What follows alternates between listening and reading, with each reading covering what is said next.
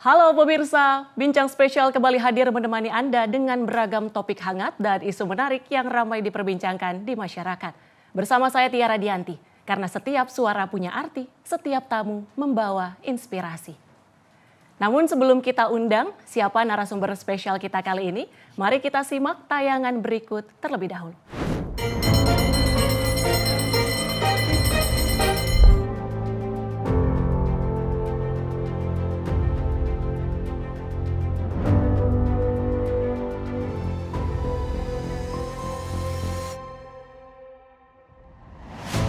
Pendidikan bukan sekadar ruang belajar, tapi ruang aman untuk tumbuh dan bermimpi.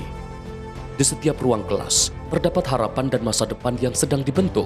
Namun tantangan pendidikan terus berubah, lingkungan belajar, kesejahteraan guru, hingga keamanan anak. Karena itu, sekolah dituntut menjadi ruang yang aman, sehat, dan berdaya. Lalu sejauh mana negara memastikan sekolah menjadi tempat yang aman? Dan bagaimana pendidikan menjawab tantangan hari ini dan ke depan? Selengkapnya di Bincang Spesial. Pemirsa, sektor pendidikan menjadi salah satu sektor krusial yang terdampak bencana banjir dan juga longsor di wilayah Sumatera. Kementerian Pendidikan Dasar dan Menengah dalam hal ini melakukan berbagai langkah upaya pemulihan. Lalu bagaimana di tengah kondisi pemulihan, anak-anak tetap bisa melangsungkan pembelajaran dan juga terpenuhi akan hak belajarnya? Sudah hadir bersama kita di studio Sinpo TV Menteri Pendidikan Dasar dan Menengah Profesor Dr. Abdul Muti. Pak Menteri, selamat datang di Sinpo TV. Terima kasih Tiara. Apa kabar?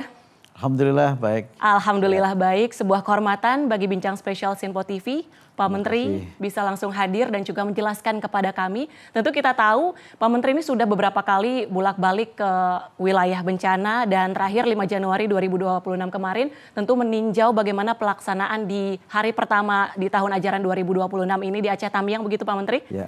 Dari Kementerian Pendidikan Dasar dan Menengah juga memastikan bahwa 85% sekolah ini siap menangani pembelajaran untuk di wilayah terdampak bencana. Lalu progres ya hingga saat ini seperti apa, Pak Menteri? Ya, 85% itu data yang lama ya, per Desember. Nah, kemarin ketika tanggal 5 Januari saya ke Aceh, sudah lebih dari 95% sekolah-sekolah di Aceh siap menyelenggarakan kegiatan belajar mengajar. Hanya memang kegiatan belajar mengajarnya tidak berlangsung semuanya di ruang kelas. Artinya ada yang sebagian menyelenggarakannya di tenda, ada juga yang memang yang di ruang-ruang kelas itu juga ada yang menggunakan meja kursi secara lengkap sebagaimana mestinya, tapi ada sebagian yang memang belajarnya masih di lantai. Tetapi kami memastikan bahwa anak-anak di daerah terdampak bencana, baik di Aceh, di Sumatera Utara maupun di Sumatera Barat, semuanya dapat belajar dengan penuh semangat, walaupun memang kondisinya belum ideal. Baik. Nah, belajar ini diperlukan untuk yang pertama mereka memiliki semangat baru.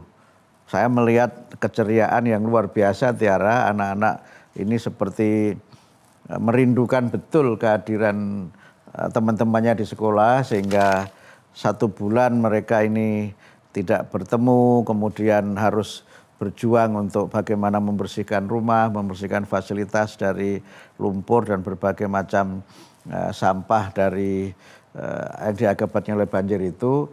Suasana sekolah menjadi suasana yang sangat haru dan suasana yang saya sendiri merasa sangat terharu juga melihat anak-anak yang ke sekolah, walaupun banyak yang tidak pakai seragam, sebagian juga pakai ya sepatu ala kadarnya gitu, tapi semangat untuk belajar itu harus kita tumbuhkan, dan inilah yang kemudian menjadi alasan kenapa kemudian saya secara khusus datang ke Aceh dan juga menyelenggarakan upacara bendera, pagi ceria, dan juga melihat secara langsung bagaimana kegiatan pembelajaran di kota-kota yang ada di Aceh.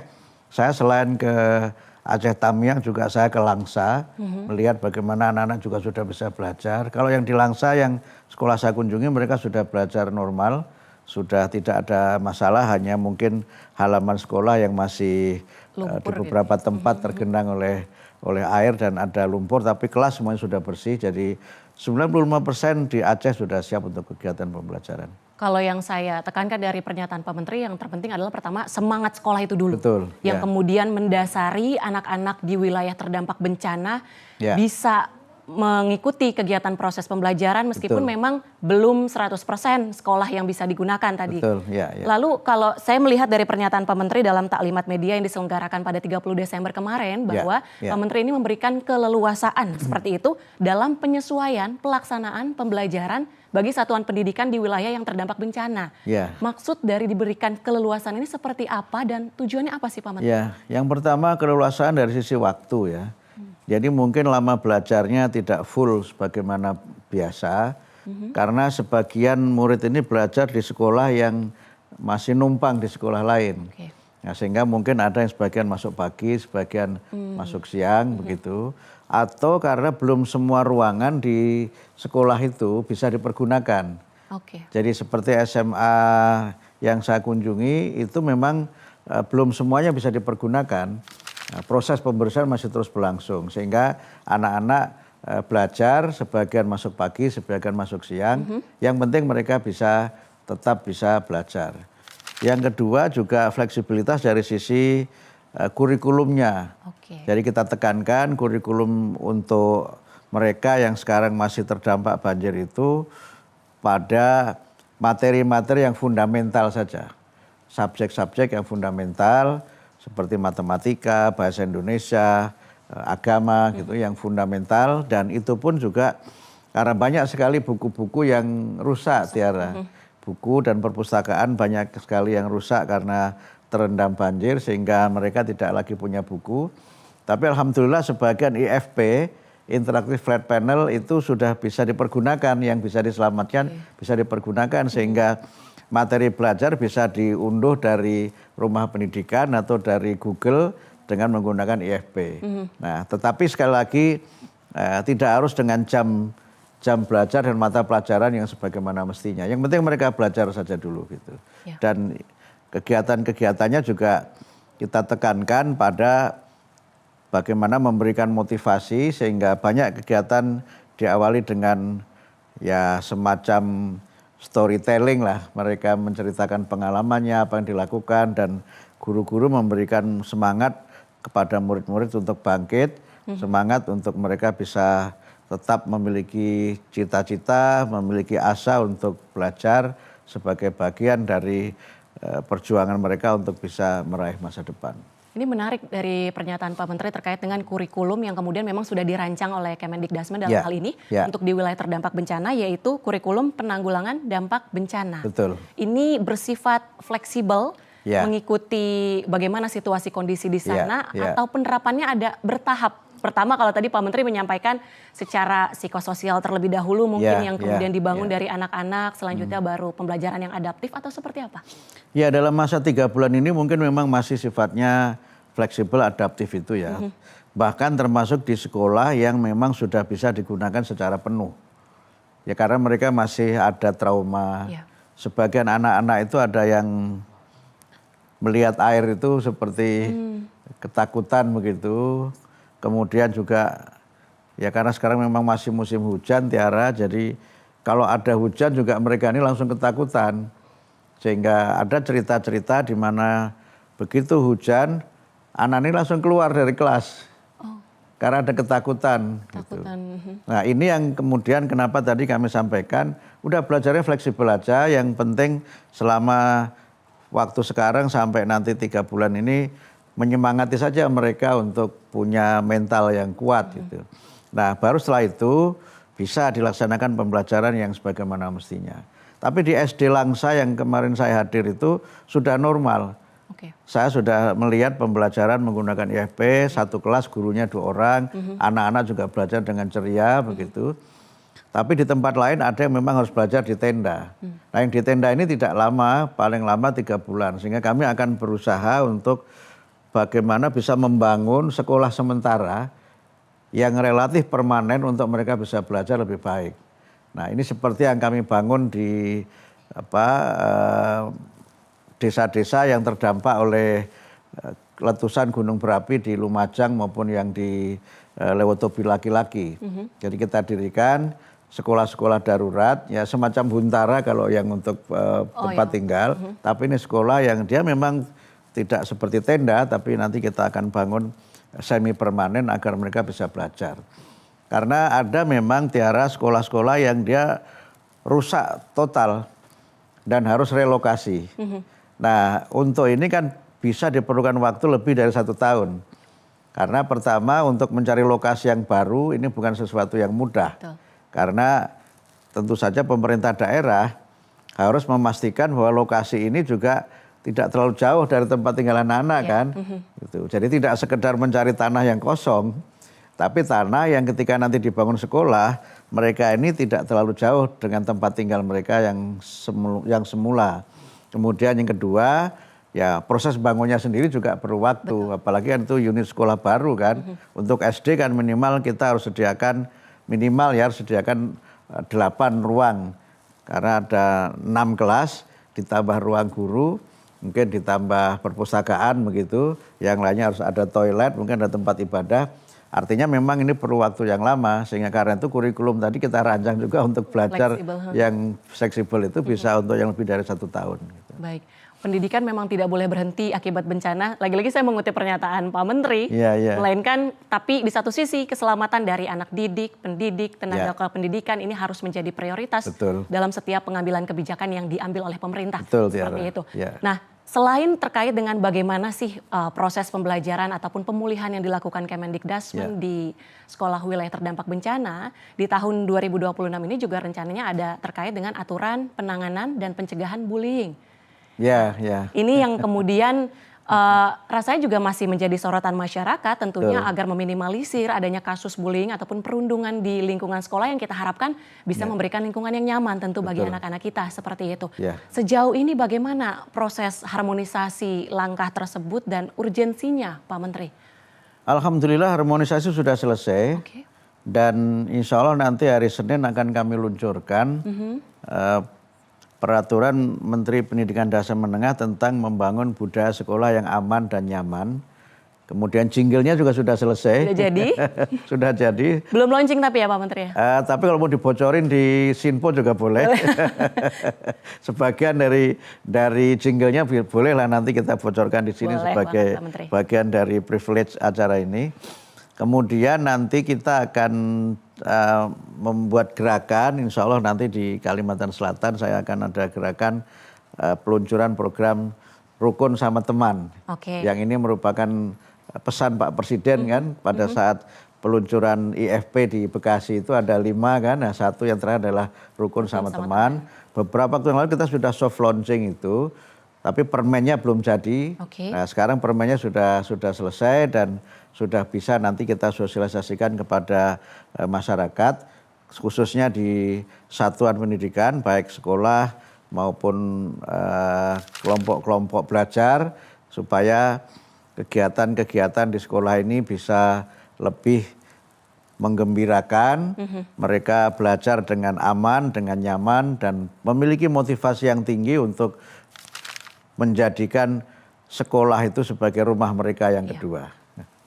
Dan kita tadi rencananya memang hari Senin Pak Menteri akan insya Allah rencananya akan kemudian diluncurkan seperti itu terkait aturan tadi penanganan dan juga pencegahan bullying. Dan ini kan berdasarkan dari Permendikbudristek sebelumnya, nomor 46 tahun 2023. Betul. Ini kemudian dari Pak Menteri, dari Kementerian Pendidikan Dasar dan Menengah melihatnya dari peraturan sebelumnya, apa yang kemudian paling penting harus dirubah sih sebenarnya untuk penerapannya? Ya sebelum ini kan ada lagi ya Pak Menteri ya? Ada peraturan yang berkaitan dengan itu kan ada PP Tunas ya, yang peraturan pemerintah tentang bagaimana penggunaan teknologi digital dan sebagainya. Dan juga ada beberapa peraturan lain yang menjadi dasar untuk kami membuat peraturan menteri ini. Satu hal yang berbeda saya kira begini. Peraturan menteri tentang membangun budaya sekolah yang aman dan nyaman ini ada pada penekanan budayanya. Jadi hal-hal yang sifatnya lebih memberikan nuansa bahwa sekolah yang aman dan nyaman itu harus tumbuh dari dalam dengan nilai-nilai yang kita bangun, kita perkuat di situ. Jadi bukan karena ada kekerasan kemudian kita tindak, tapi kita berusaha untuk bagaimana membangun perilakunya, yang perilaku itu adalah perilaku yang menumbuhkan suasana sekolah yang aman dan nyaman. Karena itu pendekatannya adalah pendekatan yang humanis, pendekatan yang komprehensif, dan pendekatan yang partisipatif. Sehingga misalnya ini Mbak Tiara, dulu kalau ada anak yang dianggap sudah tidak bisa ditangani satu sekolah itu kan dipindahkan ke sekolah lain. Seperti yang baru saja terjadi di salah satu sekolah di Blora, Jawa Tengah itu kan ada 3 anak yang dianggap terlibat sebagai dalang kekerasan di sekolah itu. Kemudian saya membaca di media itu, alhamdulillah masalah diselesaikan, anaknya dipindahkan ke swasta. Seakan-akan swasta ini menjadi buangan anak-anak sekolah negeri.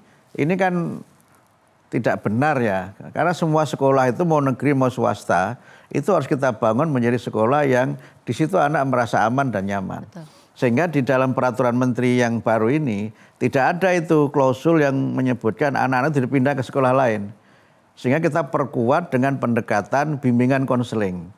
Nah, konseling ini yang kita perkuat untuk memberikan rasa aman dan nyaman bagi anak-anak supaya mereka memiliki keberanian untuk menyampaikan masalahnya, memiliki rasa percaya diri untuk berbagi berbagai hal yang terjadi dalam kehidupannya. Karena itu maka sejalan juga dengan peraturan menteri di mana semua guru itu harus punya tugas ke-BK-an. Jadi tidak hanya guru BK, Tiara. Jadi sekarang semuanya. Semua guru itu harus menjadi guru wali yang tugasnya adalah sebagaimana guru BK dalam pengertian yang luas. Karena selama ini kan ada pengertian yang agak menyimpang di mana guru BK itu dikesankan sebagai guru yang tukang menghukum, tukang mendisiplinkan kalau ada yang tidak tertib dan sebagainya. Nah, kita kembalikan fungsi BK ini. Sudah kita latih guru-gurunya, juga sudah ada program yang 7 jurus BK hebat, dan menjadi guru wali ini itu bisa dihitung sebagai bagian dari pemenuhan jam mengajar. Jadi sekarang Mbak Tiara, guru tidak harus mengajar 24 jam. Pemenuhan 24 jam itu sebagiannya dari dia menjadi guru wali yang nanti dia secara rutin mengadakan pertemuan dengan murid-murid di bawah perwaliannya yang jumlahnya mungkin bervariasi tergantung dari rasio guru dan murid. Sebuah aturan ataupun konsep yang menarik yang disampaikan oleh Pak Menteri. Tentu kita berharap bahwa memang guru bukan hanya mengajar, melainkan juga melakukan pendampingan ataupun perwalian, dan ternyata hubungan teman sama teman seperti yang diarahkan Presiden Prabowo Subianto, rukun sama teman, ini sangat berpengaruh. Rukun sama teman, tidak boleh teman-teman. Tidak boleh teman-teman, betul. Dan pemirsa, kita akan kembali usai jeda, tetaplah bersama kami di Bincang Spesial.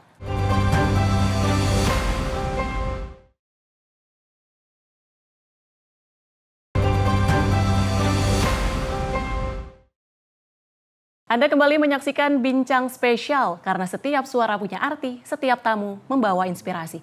Pemirsa, isu kesejahteraan guru ini masuk dalam salah satu dari 6 program prioritas Menteri Pendidikan Dasar Menengah, yaitu Profesor Dr. Abdul Muti. Program ini difokuskan pada peningkatan kualifikasi, kompetensi, dan juga kesejahteraan. Masih bersama kami tentunya Menteri Pendidikan Dasar dan Menengah di Studio Sinpo TV, Prof. Dr. Abdul Muti. Rasanya kalau kita berbicara terkait isu kesejahteraan guru, ini seakan-akan menjadi isu klasik yang mungkin belum terselesaikan hingga saat ini.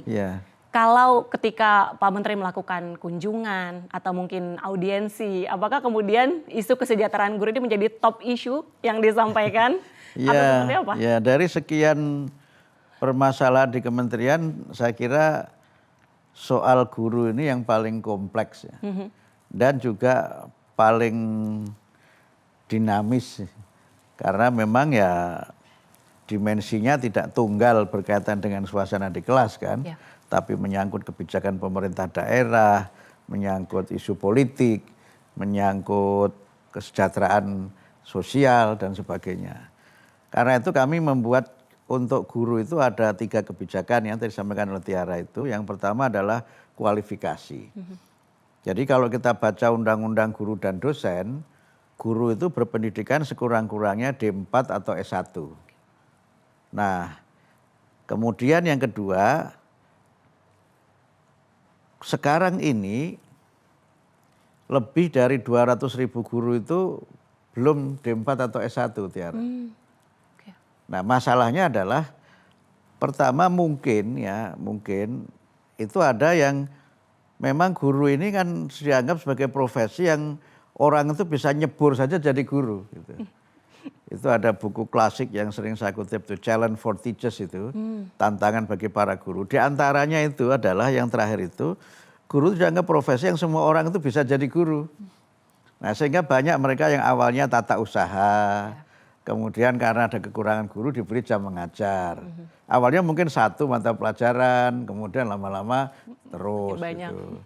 Nah, ini kan tadi membenarkan buku yang saya baca itu, salah satunya udah gitu. Orang cari pekerjaan ke sana kemari nggak dapat, udah jadi guru aja gitu. Yang kadang-kadang problemnya, Tiara, rekrutmen guru ini pertimbangannya bukan kompetensi atau kualifikasi, tapi pertimbangannya itu ASDP. Anak sekolah, anak, saudara, dan ponakan. KKN ya Pak? Adalah ponakannya masih nganggur ini ngajar gitu kan. Kebetulan mungkin kepala sekolahnya atau apanya, atau ada yang titip dan sebagainya. Ini problem kita gitu. Sehingga ada lebih dari 200.000 guru itu belum D4 atau S1. Nah, di sini problemnya 2. Pertama, ya tentu saja kualifikasinya kan. Nah, yang kedua, kalau dia tidak memenuhi kualifikasi, tidak D4 atau S1, dia tidak bisa dapat sertifikasi. Karena syarat untuk dapat sertifikasi itu, dia harus, pertama dia punya kualifikasi D4 atau S1, kemudian ikut PPG, nah, lulus PPG baru dia nanti bisa dapat sertifikasi kalau memenuhi persyaratan misalnya jam mengajar, lama mengajar, dan sebagainya itu. Nah, karena itu tahun ini kami memberikan beasiswa untuk 12.500 guru tahun 2025. Jadi sudah kita mulai bulan Juli yang lalu, Tiara. 12.500 yang nanti mereka diharapkan selesai 1 tahun karena programnya RPL, Rekognisi Pembelajaran Lampau, yang guru ini mendapatkan beasiswa 3 juta per semester. Nah, beasiswanya ditransfer langsung ke rekening kampus yang sudah memenuhi kualifikasi atau memenuhi persyaratan menurut Mendikti Saintek. Jadi tidak semua kampus. Jadi tidak ke gurunya, melainkan ke kampusnya langsung. Ke kampusnya, ya. Yang kedua, tahun ini, 2026 ini, kita mengalokasikan untuk 150.000 guru yang mendapatkan kesempatan belajar S1 dengan sistem rekognisi pembelajaran lampau atau RPL tadi itu. Tapi itu kan masih belum cukup, sehingga mungkin nanti ke depan harus kita lanjutkan. Nah, itu yang pertama, kualifikasi. Yang kedua, peningkatan kesejahteraan melalui sertifikasi. Ini mohon maaf kalau sempat muncul informasi peningkatan kesejahteraan melalui peningkatan gaji. Yang itu di luar kewenangan kementerian soal gaji itu. Nah, kewenangan kami adalah sertifikasi itu. Nah, sertifikasi itu sudah disampaikan Pak Presiden pada saat Hari Guru tahun 2024 yang lalu kan. Itu guru yang non ASN dinaikkan dari 1,5 juta menjadi 2 juta. Kemudian guru ASN itu sebesar gaji pokok. Nah, itu dalam rangka meningkatkan kesejahteraan. Nah, yang ketiga adalah peningkatan kompetensi. Kita melakukan pelatihan-pelatihan untuk para guru, terutama pelatihan untuk 3 hal yang menjadi prioritas kami. Yang pertama adalah pelatihan pembelajaran mendalam, deep learning. Karena nanti kan semua guru harus mengikuti pelatihan itu sebagai bagian dari penerapan pembelajaran mendalam untuk mengatasi masalah misalnya learning loss atau persoalan lain yang memang selama ini terjadi di dunia pendidikan kita itu. Yang kedua, pelatihan kebekaan tadi Tiara. Karena semua guru nanti punya tugas itu sehingga kita latih nih untuk punya kemampuan kebekaan. Kemudian yang ketiga adalah pelatihan coding dan AI. Sekarang coding dan AI memang masih menjadi mata pelajaran pilihan karena gurunya belum ada, makanya gurunya kita latih. Nanti seiring waktu itu juga nanti gurunya akan kita latih. Nah, yang keempat itu pelatihan guru bidang studi yang memang ini kita akan menghidupkan lagi MGMP. musyawarah guru mata pelajaran atau KKS, mana para kepala sekolah itu punya asosiasi dan seterusnya itu, yang nanti karena mereka harus mengikuti pelatihan, maka kami membuat kebijakan 1 hari belajar guru. Oh, 1 hari belajar guru. Jadi dalam 1 hari itu guru tidak mengajar, dia free tidak mengajar, dia belajar. Nah ikut tadi MGMP atau kegiatan lain. Jadi 1 hari untuk belajar ya, bukan 1 hari untuk ke pasar ya. Harus dimanfaatkan itu, Harus Pak. dimanfaatkan betul gitu. Dan itu bisa dibiayai dengan dana BOS. Jadi dana BOS itu sebagian bisa untuk kegiatan itu. Nah karena itu kami berusaha untuk guru ini meningkat. Nah yang kami mulai tahun ini adalah pelatihan bahasa Inggris. Nanti bahasa Inggris tahun 2027 Tiara itu kami ajarkan mulai kelas 3 SD. Mulai 3 SD. Kelas 3 SD nanti ada pelajaran bahasa Inggris yang merupakan pelajaran wajib. Yang dengan sendirinya gurunya harus kita ajar. Iya. Gurunya harus kita latih karena di SD kan tidak ada gurunya waktu itu. Nah gurunya kita latih dan memang kalau kita lihat TKA SMA yang kita umumkan beberapa pekan yang lalu, di antara rata nasional yang rendah kan bahasa Inggris. Ya, betul. Bahasa Inggris. Padahal kalau kita melihat dunia global sekarang ini, semua kita menyadari arti pentingnya bahasa Inggris kan. Betul. Sebagai tidak hanya alat komunikasi, tapi juga sebagai bahasa di mana banyak sekali karya-karya ilmiah berupa buku, jurnal, dan juga hal-hal lain yang bersifat ilmiah itu juga ditulisnya yang paling banyak itu dalam bahasa Inggris. Nah, karena itu kita latih guru-guru itu. Selain nanti guru-guru lewat MGMP itu, musyawarah guru mata pelajaran, juga mungkin nanti ada dia pelatihan guru mata pelajaran matematika atau apa yang mereka selenggarakan sendiri. Kami fasilitasi tutornya dari balai guru dan tenaga kependidikan yang ada di tiap provinsi. Atau juga dari guru-guru yang memang sudah jadi fasilitator nasional. Nah inilah upaya kami untuk meningkatkan kualifikasi, kesejahteraan, dan kompetensi guru. Gitu. Sudah lengkap rasanya Pak Menteri. Ya, alhamdulillah. Mulai dari beasiswa tadi 1 hari jadi guru, ya. Kemudian ada tutor bahasa Inggris. Ya. Ini berkaitan dengan bagaimana peningkatan kualifikasi, kompetensi, dan juga kesejahteraan. Ya. Kalau misalnya kita berbicara terkait kesejahteraan, kalau di era Pak Menteri ini juga untuk tunjangan ASN, kemudian non-ASN ini juga ditingkatkan seperti itu. Betul, ya. Dan ternyata ini menjadi sejarah juga dalam 14 tahun terakhir. Betul. Kalau sebelumnya untuk tunjangan ini ada diberikan. satu lagi yang beda Mbak Tiara. Kita juga memberikan tunjangan, bukan tunjangan namanya, insentif untuk guru honor. Ini di luar tunjangan tadi, berbeda lagi Pak? Berbeda lagi. Oke. Guru honor itu kita berikan insentif. Tahun lalu 2025 itu 300.000 per bulan. Tahun 2026 kita naikkan menjadi 400.000 per bulan. Oke. Tapi guru honor yang memenuhi persyaratan. Misalnya jumlah mengajarnya minimal 16 atau 12 gitu. Jadi tidak semua guru honor. Iya. Kalau guru honornya ngajar 2 jam masa diberi tunjangan, diberi insentif seperti itu kan. Karena kan memang kita juga harus memberikan penghargaan kepada mereka yang bekerja. Nah tapi ini insentif ya, bukan gaji. Iya. Karena kalau gaji ya tentu saja mengikuti masing-masing satuan pendidikan kan. Berapa gaji guru honor ya masing-masing satuan pendidikan. Kalau ini semuanya baik yang di negeri maupun swasta, guru honor itu kita berikan insentif dari 300.000 tahun lalu sekarang menjadi 400.000. Dan itu transfer langsung semua. Ke rekening guru. Ke rekening guru. Nah termasuk yang tadi tunjangan juga begitu. Itu yang di launching Pak Presiden tahun lalu kan. Kalau dulu kan sertifikasi ini Mbak Tiara itu ditransfernya melalui kas daerah. Iya. Dari kas daerah baru transfer ke guru. Dan itu 3 bulan sekali. Nah sekarang transfer langsung ke rekening guru. Sekarang memang masih bervariasi, ada yang sudah sebulan sekali, ada yang masih 3 bulan. Tapi kami usahakan untuk tahun ini mudah-mudahan seiring dengan penataan administrasinya bisa kita transfer setiap bulan ke rekening masing-masing guru. Berarti ditargetkan di tahun 2026 ini ya? Ya mudah-mudahan. Untuk kemudian tunjangan tadi diberikan ataupun ditransfer setiap kalau transfer langsungnya sudah mulai 2025. Betul. Tapi 1 bulan sekalinya seperti itu ya Pak? 1 bulan sekalinya yang masih bertahap. Ya. Masih secara bertahap. Ini ya, akar permasalahannya sebenarnya di mana Pak Menteri? Tapi maksud saya sebuah langkah yang sudah sangat patut diapresiasi, memangkas birokrasi yang tadinya melalui pemerintah daerah, kemudian saat ini sudah langsung ke rekening guru, seperti itu. Yang dulu begini Mbak Tiara, dulu karena pemerintah daerah itu, ada pemerintah daerah tertentu yang tidak mentransfer tunjangan itu. Jadi sudah seharusnya 3 bulan ditransfer, tidak ditransfer. Ada sampai setahun nggak ditransfer.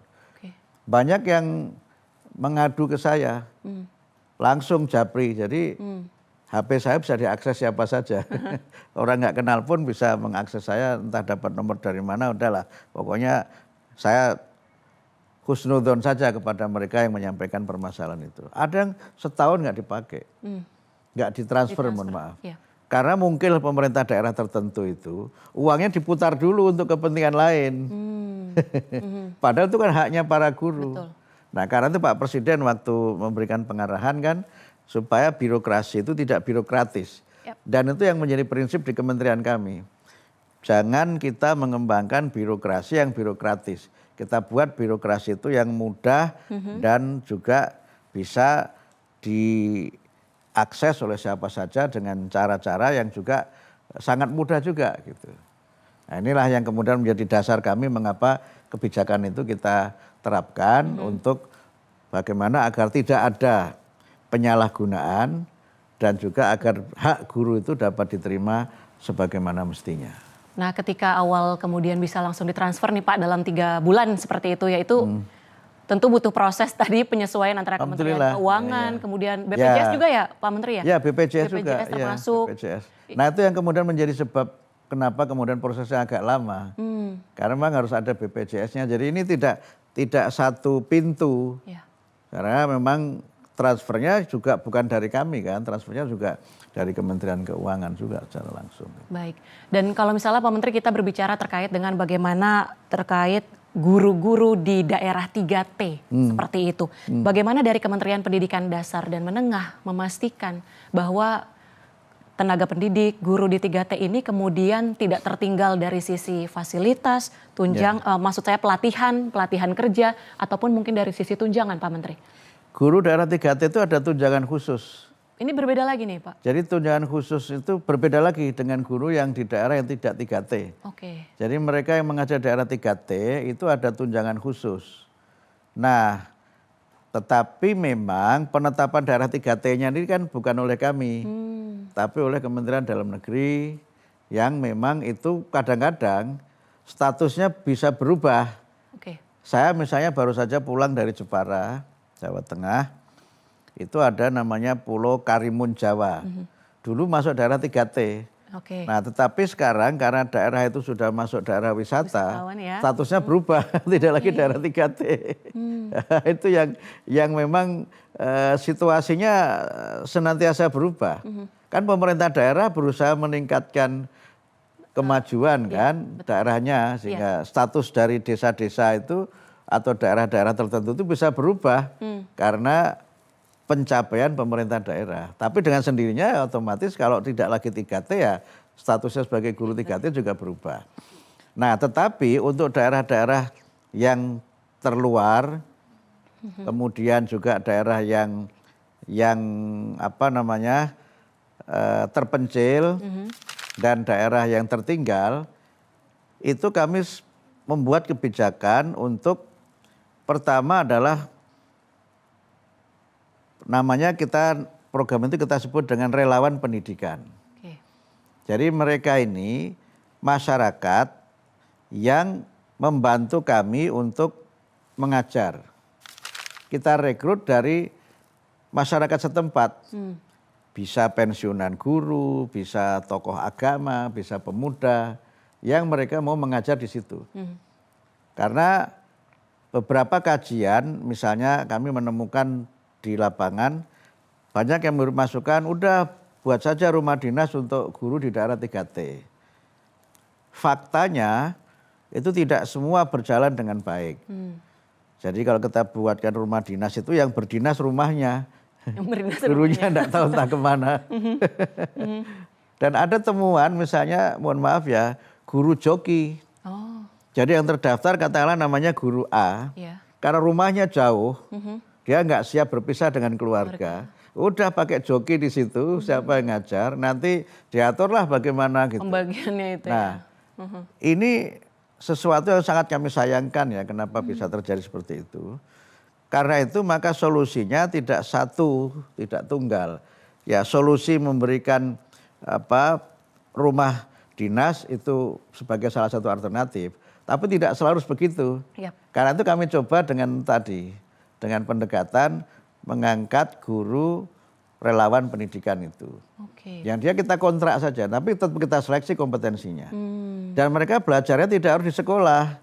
Bisa jadi belajarnya di balai desa, bisa di rumah ibadah gitu. Karena apa? Ada desa-desa yang penduduknya mungkin hanya 1.000 dan terpencil. Yap.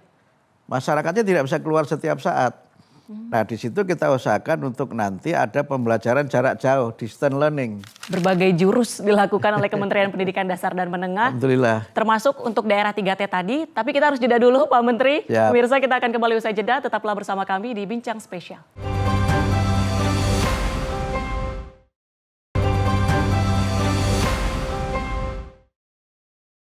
Anda kembali menyaksikan Bincang Spesial karena setiap suara punya arti, setiap tamu membawa inspirasi.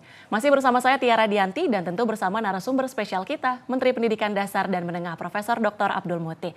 Prof, jika di segmen awal tadi kita sudah membahas beragam isu terkait dengan bagaimana pemulihan pendidikan di wilayah terdampak bencana, kemudian juga terkait isu kesejahteraan guru dan juga bagaimana aturan penanganan dan pencegahan bullying yang akan kemudian segera diterapkan seperti itu. Kalau di segmen akhir ini, tentu pemirsa Sinpo TV ingin lebih mengenal siapa sosok Menteri Pendidikan Dasar dan Menengah Republik Indonesia. Pak Menteri lahir di Kudus, dikenal sebagai seorang akademisi juga, selain itu juga sebagai seorang tokoh Muhammadiyah juga. Kalau dari Pak Menteri, apa momen hidup dari setiap perjalanan yang sudah dilalui oleh Pak Menteri yang paling membentuk segala kebijakan, kepribadian Pak Menteri hingga saat ini? Ya, saya kira semuanya adalah buah dari pendidikan. Jadi seandainya saya tidak sekolah, ya saya tidak mungkin bisa berada pada posisi seperti sekarang ini. Jadi saya semakin yakin bahwa pendidikan adalah sarana untuk kita melakukan mobilitas sosial, baik secara horizontal maupun secara vertikal. Saya ini anak kampung yang bapak saya petani gitu, sehingga menjadi menteri itu ya mungkin tidak pernah kebayang pada masa kecil saya gitu. Atau menjadi pimpinan organisasi Muhammadiyah tingkat pusat, jadi sekretaris umum dan sekretaris, mungkin saya sekretaris umum terlama dalam sejarah Muhammadiyah. Ya betul. Tapi semuanya saya kira, saya yakini semuanya karena pendidikan. Dan ayah saya yang tidak tamat SD itu senantiasa menekankan supaya saya belajar. Jadi kalau saya agak down gitu, itu selalu diberikan motivasi kalau orang punya cita-cita, punya himmah, harus tegar, harus sabar. Itu selalu saya ingat dan itu yang memotivasi saya untuk belajar dan belajar. Yang kedua, orang tua menekankan pentingnya hidup sederhana. Itu yang selalu ditanamkan, sampai sekarang juga saya tanamkan ke anak-anak saya. Tapi untuk ilmu harus hidup mewah. Oke, setuju. Jadi begini Mbak Tiara, jadi kalau saya minta beli baju baru, belum tentu dikasih sama bapak atau ibu. Tapi kalau buku baru, selalu dibelikan berapapun harganya. Termasuk misalnya ketika saya sekolah itu, ketika buku pelajaran umum, ya buku pelajaran umum itu ya misalnya bahasa Inggris, sejarah, apa gitu, umum IPA gitu ya, itu berapapun mahalnya dibelikan oleh bapak. Oke. Diusahakan selalu. Diusahakan berbagai macam cara pokoknya. Tetapi kalau buku agama tidak dibelikan. Oke. Saya waktu itu juga agak komplain, kenapa sih bapak nggak membelikan. Nah, saya harus nyatet itu. Jadi kalau pelajaran misalnya Al-Quran hadis, bahasa Arab, ibadah syariah gitu, akidah akhlak itu saya harus nyatet Mbak Tiara. Oke. Saya merasa berat itu. Ya gimana sih kok nggak dibelikan itu kan. Tetapi lama-lama saya merasakan itu adalah cara bapak mendidik saya untuk disiplin. Dan rupanya memang beliau sejak awal memang menekankan pentingnya pendidikan agama dan pentingnya saya menguasai ilmu-ilmu agama. Jadi saya akhirnya merasakan manfaatnya. Iya. Kalau kita menulis, itu paling tidak kita sudah membaca 3 kali. Ya. Pertama baca dari buku aslinya. Ya. Yang kedua membaca ketika kita menulis. Betul. Yang ketiga mengoreksi kesesuaian tulisan kita dengan buku aslinya. Ya. Jadi sudah 3 kali tanpa kita belajar khusus pun, saya sudah baca 3 kali. Nah baru kemudian kita perdalam lagi dengan belajar. Itu yang saya rasakan manfaatnya sekarang. Ya. Awalnya ya agak komplain namanya anak-anak Ya, ya, pengennya kan enak aja gitu. Tapi Bapak menekankan itu. Dan itu pula yang kemudian membentuk karakter untuk jangan mudah menyerah. Jangan mudah menyerah. Tetapi Bapak selalu mengatakan bahwa setiap kesulitan mesti ada jalan keluarnya. Dan yang berikutnya adalah memberikan saya kesempatan untuk mengembangkan diri. Memberikan saya kesempatan mengembangkan diri. Jadi ada cerita menarik. Ketika saya lulus MI, mau melanjutkan ke jenjang di atasnya itu, pilihan saya dengan orang tua itu beda. Pilihannya nggak sama, iya. pilihannya nggak sama. Tapi kemudian karena itu pilihan saya, maka orang tua ikut. Gitu. Ya. Saya maaf penyeka dulu ya, Nggak apa-apa, Pak. agak personal. Untuk orang tua emang agak sensitif ya, Pak ya. Ya. Nah, Mbak Tiara, rumah saya dengan tempat saya sekolah di jenjang sanawiyah itu kira-kira 8 kilo. 8 kilo. Jauh, Pak. Saya harus naik sepeda. Harus naik sepeda. Awalnya saya minta sepeda mini. Kan saya memang posturnya kecil ya. Itu kelas berapa, Pak? Maaf. Kelas 1 sanawiyah. Sanawiyah itu tingkat SMP kan. SMP? Ya. Oke.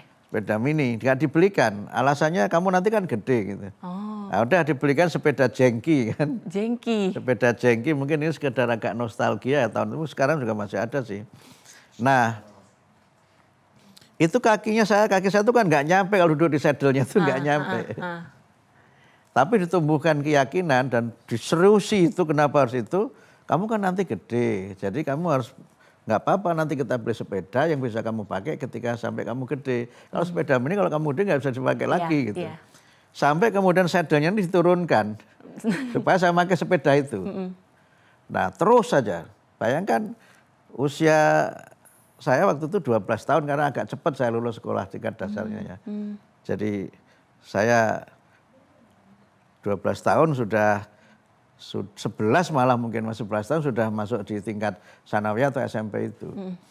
Tapi ditanamkan keyakinan saya harus bersepeda 8 kilo. 8 kilo. Berat memang. Kalau anak sekarang mungkin harus minta antar jemput kan. Iya.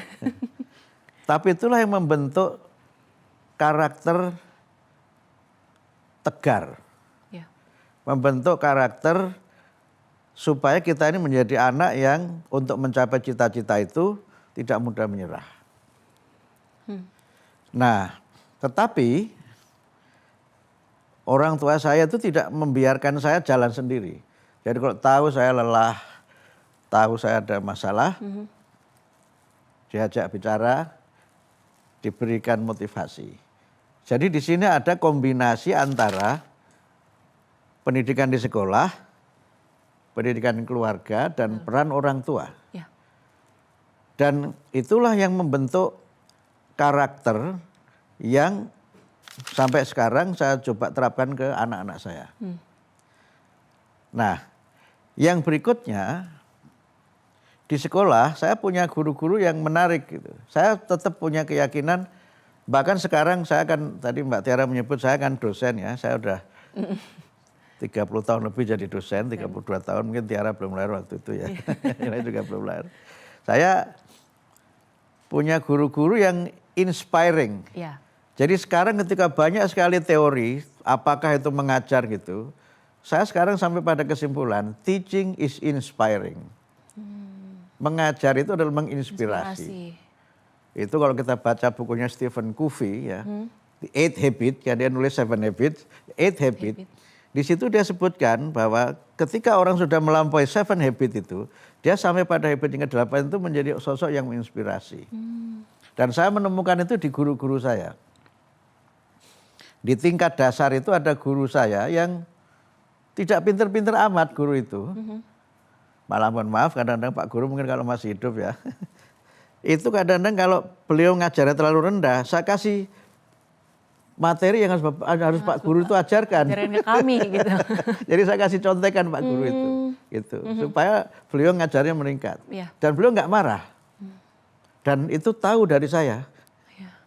Ya karena mungkin di kelas dan sebagainya ya. Nah guru ini dekat. Nah saya ingat waktu itu ikut lomba cerdas cermat gitu. Jangan dibayangkan kalau jadi menteri cerdas cermat mesti menang ya. Itu satu kecamatan campur gitu SD sama MI gitu. Saya karena bareng jadi tidak 3-3 seperti sekarang, jadi bareng gitu sekaligus gitu. Nanti terus di total nilainya gitu ada berapa puluh peserta dari berapa sekolah sekecamatan. Nah sekolah kami yang saya peserta itu ranking 10. Ranking 10. Ranking 10 bukan 110. Bukan 110. Ranking 10. Ya sedih lah namanya ranking 10 ya gitu. Tapi kemudian Pak Guru saya itu memberikan motivasi menarik. Dia bilang begini. Nggak apa-apa nomor 10 Mukti itu hebat. Kan semua yang itu sekolah negeri yang juara sampai 19. Kamu satu-satunya yang swasta gitu. Itu buat jadi kamu swasta nomor 1. Jadi cara dia menghibur itu ada saja gitu. Dan itu guru yang luar biasa karena dia dekat dengan muridnya. Bukan karena dia hebat secara akademik. Tapi dia hebat sebagai guru karena dekat dengan muridnya dan tidak pernah memarahi muridnya. Itu yang pertama guru saya di tingkat dasar ya, di tingkat dasar. Nah waktu di tingkat sanawiyah itu ada guru bahasa Inggris. Guru bahasa Inggris ngajarnya bagus. Ya menginspirasi saya juga guru itu. Sampai akhirnya karena beliau terus saya ini setiap pagi itu mendengarkan bahasa Inggris dari radio Australia. Jadi English from Radio Australia. Gitu. Saya dengarkan tiap pagi habis subuh gitu saya dengarkan sebelum ke sekolah. Saya dengarkan tiap pagi. Yang itu membentuk minat saya belajar bahasa Inggris, minat saya untuk belajar yang tinggi gitu sampai ya alhamdulillah saya akhirnya bisa S2 ke Australia juga karena motivasi dari guru saya untuk saya belajar bahasa Inggris itu. Nah yang ketiga itu di tingkat aliyah ya, kan saya madrasah terus ini Mbak Tiara belajarnya nih. Ada guru saya, guru bahasa Indonesia. Nah beliau ini kalau ngajar itu tidak melulu ngajar materi, tapi kadang baca puisi, baca cerpen gitu. Praktek ya Pak? Jadi itu di luar materi. Oh di luar materi? Di luar materi. Jadi di luar materi itu beliau ya mengajarkan sastra gitu, baca puisi, cerpen gitu. Yang menurut saya oh asik banget ini gitu. Yang itu menginspirasi saya menulis puisi. Jadi saya mulai menulis puisi di tingkat aliyah, udah mulai menulis puisi. Kemudian menyebut misalnya majalah yang sangat hebat ya, namanya majalah sastra Horizon itu. Itu kan majalah sastra yang hebat dan berat-berat itu.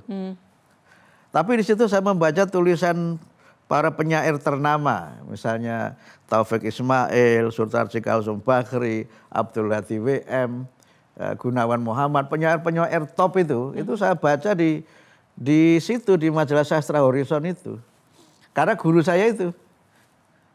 Dan saya kemudian karena harus membeli sendiri majalah itu kan majalah ya. Saya nabung sebulan sekali saya beli. Yang jualan itu mengira itu saya beli untuk bapak. Karena itu kan majalah berat, majalah sastra yang berat. Masa saya anak aliyah beli. Tapi itu kaget sekali penjual majalahnya itu ketika setelah sekian tahun. Kan itu bertahun-tahun saya langganan itu kan. Itu sampai dia kemudian kaget, oh rupanya kamu beli untuk kamu sendiri ya gitu. Dari situ saya mulai kebayang bagaimana HB Yasin ya. Dia ada gelar PhD apa itu. Dan kemudian membayangkan betapa saya bisa jadi penulis. Saya bisa menulis dari guru saya itu. Nah saya kemudian mulai iseng-iseng gitu menulis puisi ke sastra radio. Jadi saya nulis puisi dikirim ke radio, nanti dibaca dulu masih ada sastra radio, sekarang mungkin nggak ada. Saya sedang mendorong kementerian saya untuk juga ada itu. Yang kemudian ternyata diam-diam guru saya ini memperhatikan, mendengarkan acara itu. Dia ngasih feedback lah gitu, feedback. Dan seterusnya. Jadi kembali ke tadi Mbak Tiara, yang banyak membentuk saya seperti ini adalah guru. Gurulah yang membentuk muridnya punya cita-cita. Dan juga orang tua. Ayah saya, ibu saya, dan keluarga itu. Dan karena itu maka sekali lagi prinsip kami. Hidup harus sederhana. Tapi untuk ilmu Harus mewah. harus mewah. Nice quotes loh Pak, itu hidup harus sederhana, tapi kalau soal ilmu pendidikan harus mewah. Sebuah kisah inspiratif dari Pak Muti, perjalanan hidup dari seorang anak petani tadi disampaikan bisa sampai di posisi saat ini sebagai seorang Menteri Pendidikan Dasar dan Menengah. Menginspirasi saya juga akan berusaha menerapkan ke anak-anak saya tentunya, dan juga semoga ini ke pemirsa Sinpo TV menjadi sebuah kisah inspiratif tersendiri Pak Muti. Nah tentu memang kita tahu bahwa Pak Menteri ini sibuk sekali, agendanya padat karena memang tentu arahan dari Presiden Prabowo Subianto terkait dengan di Kementerian Pendidikan Dasar dan Menengah ini tentu harus menjadi fokus, tentunya berbagai isu harus segera diselesaikan seperti itu. Tapi Pak Menteri kalau di sela-sela kegiatan gitu, apa sih yang dilakukan mungkin di waktu rehatnya atau mungkin waktu istirahatnya? Penasaran nih. Ya teman saya buku. Buku. Teman saya buku. Baik buku yang cetak maupun buku yang PDF. Oke. Jadi kalau saya di pesawat itu ya baca buku. Oke. Dulu sebelum jadi menteri nulis artikel. Nulis artikel sebagai mengisi waktu gitu ya Pak? Iya, jadi banyak artikel yang saya tulis di pesawat. Oke. Bahkan beberapa kebijakan saya itu saya rancang di pesawat atau di lounge gitu. Iya. Jadi kalau ada waktu luang saya baca. Kemudian yang kedua, ya berusaha untuk bisa lah walaupun tidak harus serius, Iya. ya olahraga gitu. Olahraga apa Ya. Pak?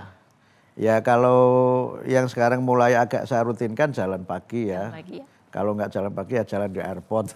Itu udah termasuk jalan. Iya, jadi kalau di airport misalnya ada bugi saya jarang tidak manfaatkan. Saya pilih jalan kaki karena itu untuk apa? Ya kebugaran lah gitu. Kemudian ya tentu saja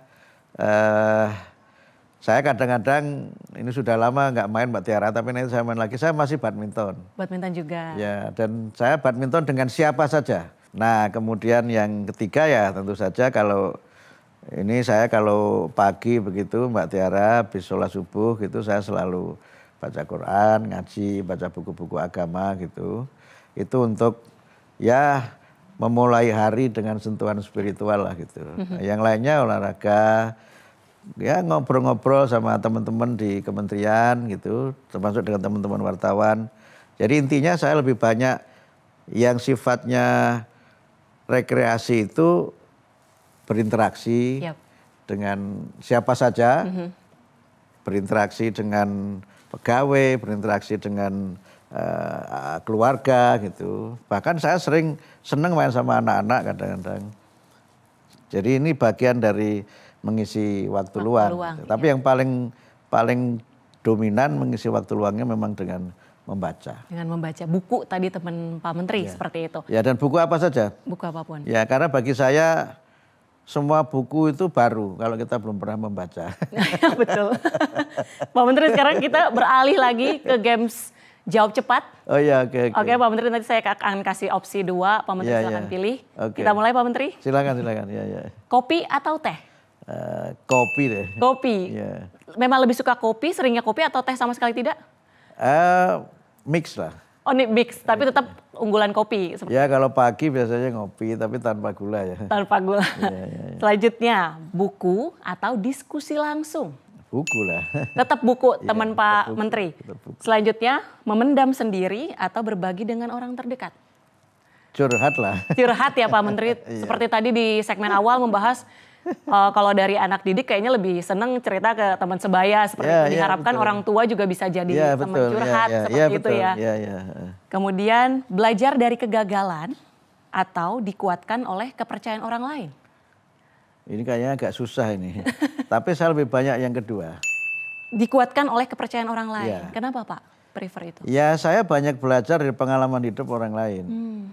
Dan mungkin juga karena bukan bermaksud sombong ya Mbak Tiara. Saya hampir tidak pernah gagal atau gagalnya jarang lah gitu.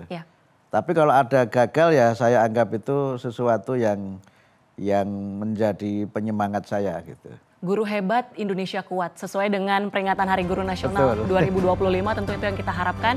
Pak Menteri, terima kasih sudah hadir di Bincang Spesial Sinpo TV. Sebuah kehormatan bagi kami. Dan pemirsa, terima kasih sudah menyaksikan Bincang Spesial dari awal hingga akhir. Akhir kata saya Tiara Dianti, mewakili seluruh kerabat kerja yang bertugas, pamit undur diri. Terima kasih dan sampai jumpa.